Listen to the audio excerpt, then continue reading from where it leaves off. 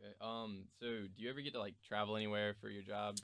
Yeah, I mean, when we're not covering games locally, I mean, well, what's weird is you in this day and age because everything's on TV, you don't have to go to things Right. as much anymore because everything's on television. I go to games because of the FaceTime. It's good to be able to talk to other media members face to Yeah. face.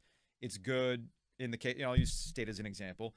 It's good to be there in front of administrators. It's good that, the coach will like, oh, okay, he's shown up to the games. He's not just sitting in a studio blabbing about the game Yeah. or talking about this and I never see this guy Mhm. or whatever in the locker room. I think that plays more so in the professional markets. Like if it's mainly a pro sports team dynamic, Yeah. players do notice, all right, this guy's here. Like Adam talks about the Canes all the time, right? Yeah. It's important that he's there because it'd be another thing if you're talking about, talking at your neck about the Canes and the players listen. Yeah. Be like, man, who's this guy? He never shows up to games. Like, what is he talking about? It's like, Yeah. he would never say this in front of me. So that's why I like going to things. We'll go to the Super Bowl. We've been to Radio Row, which is a lot of fun. Um, Typically, we will do the ACC tournament, wherever that is. It's in Brooklyn this year. We'll go to the Final Four, which will be in San Antonio. So I'll do a substantial amount of traveling. I mean, a couple of years ago, I think it was, we had, I forgot, San Francisco for the Super Bowl. I'd been in New York earlier for something else, and then the Final Four I think was in Dallas. There's Yeah. sometimes you can go to a lot of different places depending on the year. That's cool. So this is kind of like I guess a deep question. I don't know. Is like, do you find your job fulfilling, or like, would you like see yourself doing?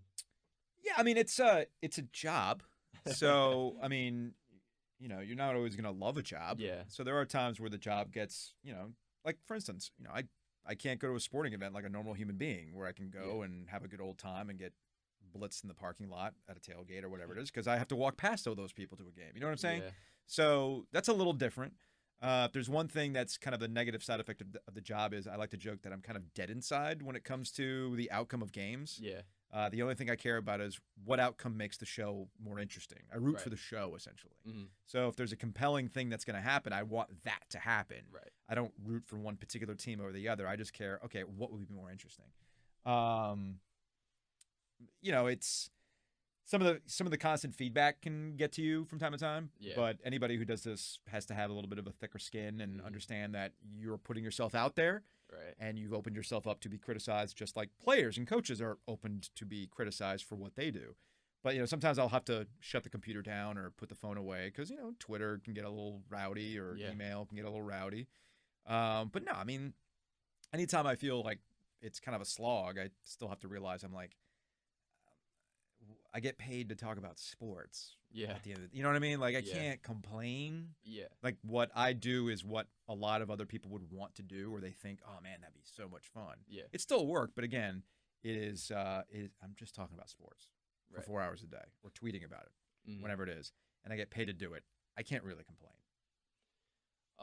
So how long would you say it took you to get to where you are now, like in terms of your career? Well, I mean, every career path is different. Mine is a little outside of the norm because I've only ever done it here. Right. So oftentimes in the business, in order to get to where you want to be, you have to jump around. You have Mhm. to take that next opportunity. You have to Right. get the experience. And a lot of people have been successful that way. My attitude has been, and it's not one that anybody needs to copy necessarily, but mine has been very risk averse. I mean, Mhm. essentially, my attitude has been put yourself in a position to when something changes again, because there's always change in this business, Right. that you'll be the next person up. Okay. Mhm. It's not that different from, the bench warmer who's going to be ready for that moment, right? Yeah. So every single time I've been elevated, it's been because something happens where somebody leaves or gets fired or whatever it is. And it's kind of like, it's kind of self-deprecating, but it's like, all right, anybody, just have Ovius do it. You know what I mean? Like that's essentially what it is. So that's been where my opportunities have been.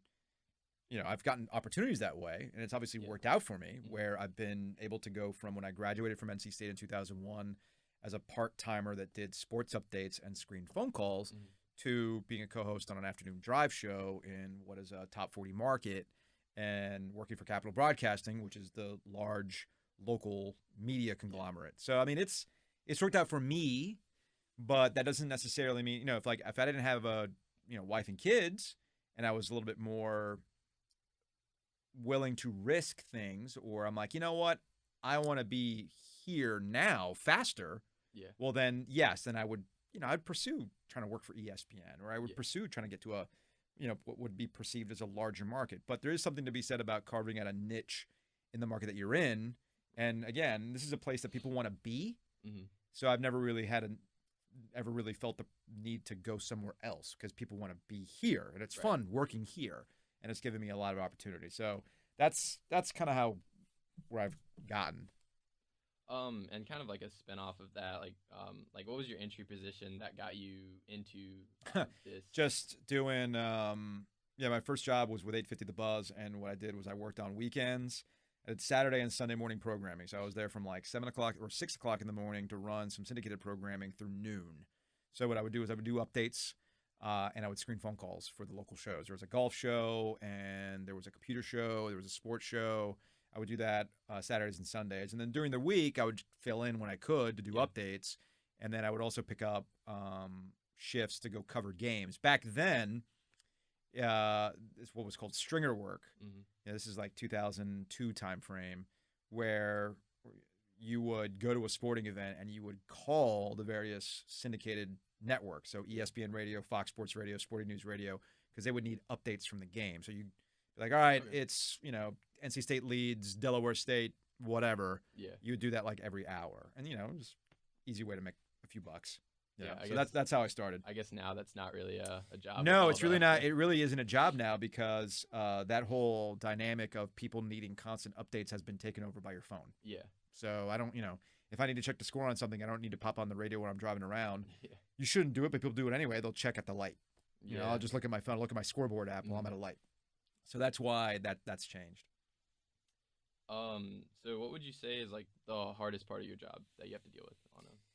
Just trying not to do the same thing every day, because it's really easy to kind of fall into a pattern and kind of still be doing the same show that you were doing 2 years ago, 5 years ago. Yeah. So the challenge is twofold. One, making sure that the radio show itself doesn't get stale, which is really easy to do. It can get stale really, really fast. So you have to find new ways to talk about things or have fun with things. The other challenge now actually really isn't much to do with radio itself. It's just the landscape of media, right? Where it used to be when I was coming up, you were a radio person. Yeah. Okay. And if you were writing for the newspaper, you were a print journalist, right? You were a beat writer. Now you are a content machine, for lack of a better term. You have to find ways to produce content for the radio, turn that content that you did on the radio into something that you can put on social media. Perhaps if it was an interesting enough interview that you did with a coach, that has to be turned into something that they can write for the website. We've gotten into more video. While radio is the easiest thing to listen to in your car, I've seen the correlation of people wanting to watch what we do. So rather than putting an audio clip of something that we do, and it not really getting any engagement, what ends up happening is we put a video of what we talked about, and more people click on that than they would the actual audio. So it's not any one thing now, and that's the challenge, is kind of meeting people where they consume the media, rather than just assuming that they're always going to be turning on the radio. Right. I mean, I have instances where people have told me that the reason why they know who we are isn't because of the radio. The reason why they know who we are is because they've seen our stuff on the website or through social media. We have a lot of people who keep up with what we do from out of market, okay? And they just know, like, oh, okay, if I want to get some ACC stuff, I know these guys are the ones that we're going to follow. And they've never listened to the show. But they'll consume what we put out there because it's available on those platforms, which, again, gets back to kind of meeting people where they are. Yeah. That's a challenge, because you don't know where people are going to be next. So you have to kind of – it's constantly playing catch-up, essentially.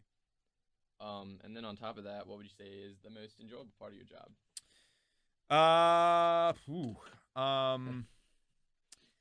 The most enjoyable part of the job probably has to do, and it sounds cheesy, but I like the fact that people have decided to kind of make us part of their routine. That's asking a lot, okay?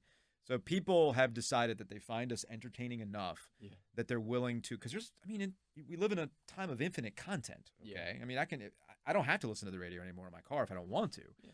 So it is fulfilling to know that what we're doing is received well enough that people want to make it part of their day. So that's cool. And I also think it's cool when people that we do stuff with on the show also kind of get that recognition. You know, like last couple times, I mean, and Adam can back me up on this. The last couple times, in the last couple of weeks, we've had people come up to Lauren and they're like, "Are you Lauren?" And then they give her the truth lasers. They'll make the sound effect and everything. Like, that's cool. You know, like the fact that that kind of stuff is playing well with that audience to the point where they see Lauren, they're like, "Oh yeah, truth lasers," and they do that to her, and she gets embarrassed, which is entertaining for me too. But that's cool to see. So like that's definitely a fulfilling aspect of the job.